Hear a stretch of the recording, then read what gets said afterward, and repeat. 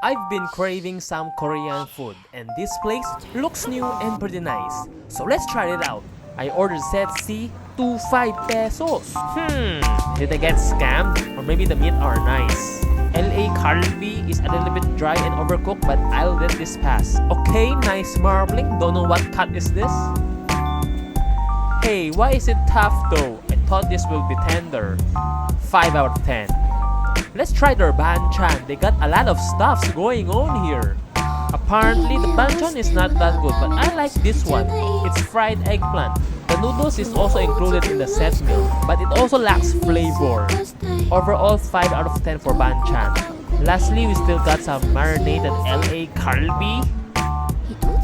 Okay, now we're talking. This one is soft, sweet, and delicious. I would highly not recommend the set meals. I saw other tables trying the Ali set. That's cheaper. Try that one. Bye-bye!